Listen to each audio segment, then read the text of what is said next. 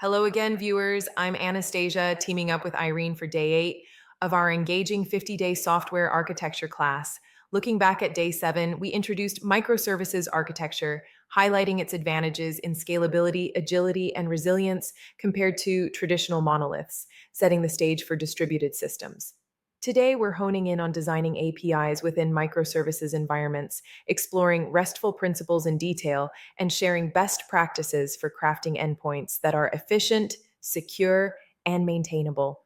Ensuring your services communicate effectively without introducing bottlenecks or vulnerabilities. Well put, Anastasia. These APIs are the glue holding microservices together, and mastering their design is key to unlocking the full potential of distributed architectures. Providing a detailed overview for day 8.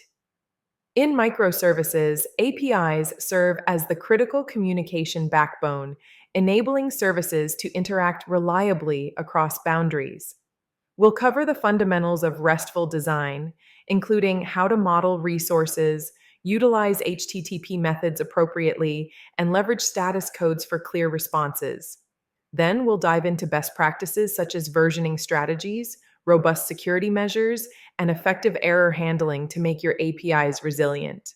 This directly ties to Day 7's emphasis on independent services, where well designed APIs facilitate loose coupling and seamless integration.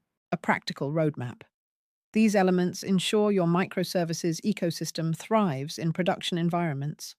Why does API design hold such importance in microservices? It fundamentally enables loose coupling, allowing services to evolve independently without breaking dependencies, which is essential for the agility we discussed in Day 7. Well crafted APIs directly influence system performance by optimizing data transfer, enhance security through proper authentication, and improve usability for both internal teams and external consumers. Conversely, poor design can result in tight coupling, cascading failures, or scalability issues. This aligns with Day 2's solid principles, particularly open closed, by making APIs extensible without requiring modifications to existing clients. Critical foundation gets it right, and your system becomes future proof.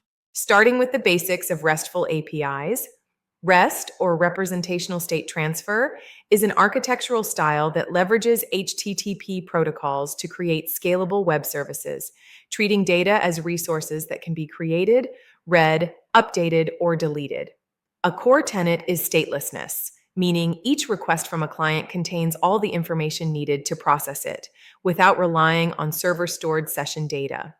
Resources are represented as nouns in URIs, like users for user management or orders for order processing.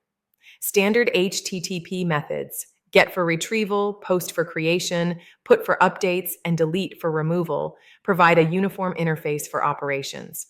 Standardized and intuitive makes APIs predictable across services. Delving deeper into REST principles, particularly resources and URIs, begin by identifying core resources as the key business entities in your domain, such as users, products, or transactions, ensuring they map to nouns for clarity. Construct hierarchical URIs to reflect relationships like jot users, ID, orders to fetch a specific user's orders, promoting intuitive navigation.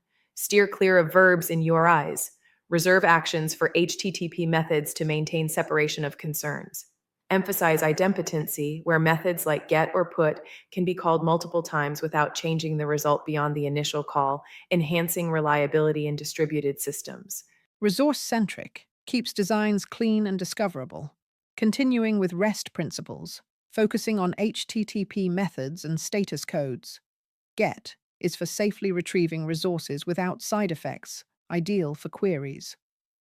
Post handles creation of new resources, often returning 201 created with the new entity's location. For updates, use put for full replacements or patch for partial modifications to minimize data transfer. Status codes provide semantic feedback: 200 for success, 404 for not found, 401 for unauthorized, or 500 for server errors, helping clients handle responses intelligently and debug issues efficiently. Methodical and meaningful, standardizes interactions. On representations and HTOAS in REST. Resources can be represented in various formats like JSON for lightweight data or XML for structured documents chosen based on client needs.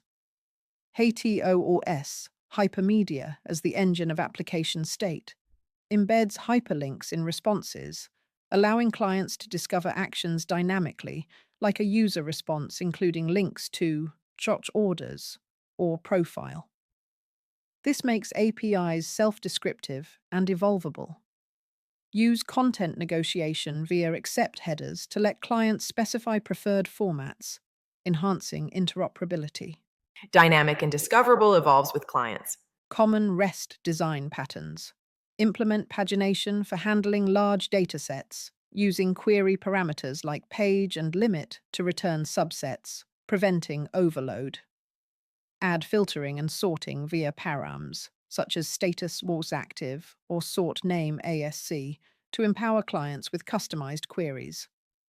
For versioning, incorporate it in URIs like v1 users or via custom headers to manage breaking changes. Leverage Day 6's strategy pattern to switch between version implementations at runtime, maintaining backward compatibility. User-friendly enhancements. Security essentials in RESTful APIs. Use authentication mechanisms like OAuth for delegated access or JWT for stateless tokens to verify identities securely. Implement authorization with role-based controls to ensure users only access permitted resources. Mandate HTTPS to encrypt all communications, protecting against interception. Apply rate limiting to thwart denial of service attacks and abuse, using headers to inform clients of limits and remaining requests. Fortified from threats. Effective error handling in REST. Return consistent error responses in JSON format, including an error code, descriptive message, and optional details for developers, while using appropriate HTTP status codes to categorize issues. Avoid exposing sensitive internal details like stack traces to prevent security risks.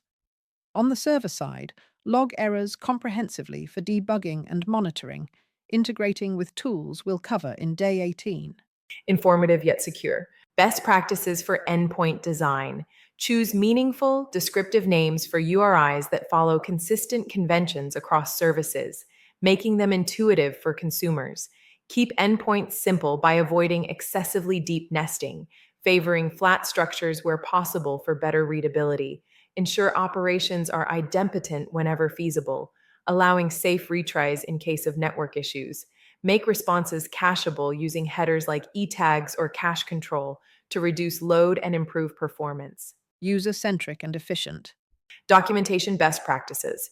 Utilize OpenAPI to create machine-readable specifications that describe your APIs comprehensively, including endpoints, parameters, and responses. This enables auto-generation of client code in various languages, speeding up integration. Provide interactive documentation where users can test endpoints directly in the browser. Maintain separate documentation versions to match API versions, ensuring clarity for different client implementations. Accessible and developer-friendly. Performance optimization practices. Minimize response payloads by including only essential data, using query params for optional fields to avoid bloat. Enable compression like gzip on responses to reduce transfer sizes over the network. For long-running operations, shift to asynchronous processing with callbacks or webhooks, preventing blocking. Incorporate caching layers, such as CDNs for static assets, or in-memory caches like Redis, to serve frequent requests faster. Speedy and resource-wise. Testing best practices for APIs. Conduct unit tests on individual endpoints to verify logic, inputs, and outputs in isolation. Perform integration tests to validate cross-service interactions, simulating real-world flows. Use contract testing to ensure API consumers and providers adhere to agreed interfaces, preventing breaks. Leverage tools like Postman for manual exploration and Jest or similar for automated suites, incorporating them into CI/CD pipelines. Reliable through verification. Monitoring and logging practices track key metrics such as response times, throughput, and error rates to identify performance issues early. Implement centralized logging with distributed tracing to follow requests across services, aiding in debugging complex failures. Set up alerts for anomalies like sudden spikes in errors or latency. This previews Day 18's tools like Prometheus for metrics and ELK Stack for logs, ensuring proactive management. Observability first. Endpoint-specific practices for versioning and deprecation. Adopt semantic versioning to signal major breaking changes versus minor enhancements, helping clients plan upgrades. Deprecate endpoints gracefully by including warnings in response headers, giving users time to migrate. Support multiple versions in parallel during transitions to avoid disruptions. Decide between URI-based versioning like fee2 users or header-based for cleaner paths based on your ecosystem. Smooth evolutions. For pagination and filtering in endpoints, use offset limit for simple cases or cursor-based for large datasets to handle deletions gracefully.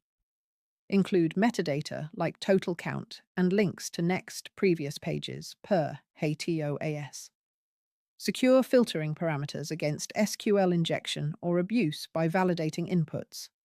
Set default limits on results to prevent resource exhaustion from unbounded queries. Efficient data delivery. Common pitfalls in API design. Inconsistent naming conventions across endpoints lead to confusion and errors for consumers.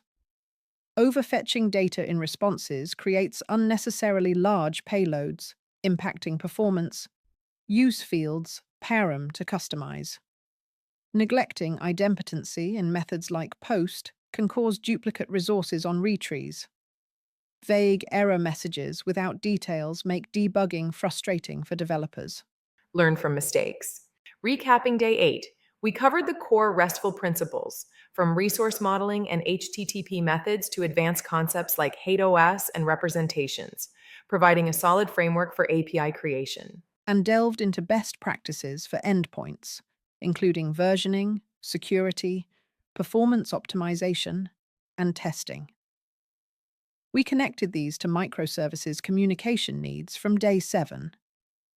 The key takeaway: thoughtfully designed APIs are pivotal to the success and longevity of your microservices architecture.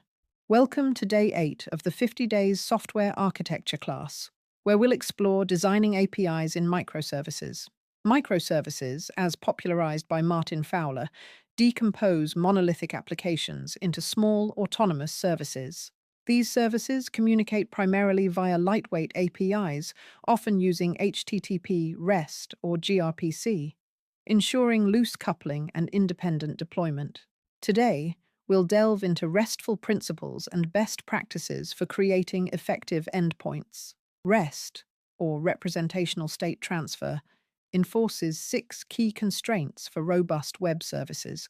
First, client-server separation ensures independent evolution, with API gateways handling routing for thousands of requests per second. Second, statelessness means each request is self-contained, allowing for massive scalability to millions of users. Third, cacheable responses, using headers like etag, significantly reduce server load by 50 to 80%.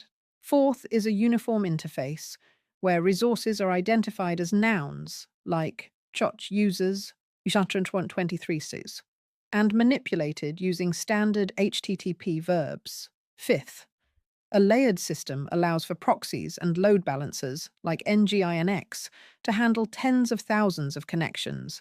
Finally, code on demand is an optional constraint, often seen with JavaScript payloads. Now, let's discuss best practices for designing effective API endpoints. Always use plural nouns for collections, such as orders, not order, and create hierarchical URIs like users, user ID, orders, order ID. Avoid verbs in URIs. Instead, use query parameters for actions like get users, query foo, with pagination. Support HateOS for discoverability, providing links within responses for related actions or resources. For API versioning, you can use URI paths, custom headers, or query parameters, dynamically routed using patterns like the strategy pattern. Aim for compact payloads, typically less than 1 megabyte, and responses under 100 kilobytes for optimal performance.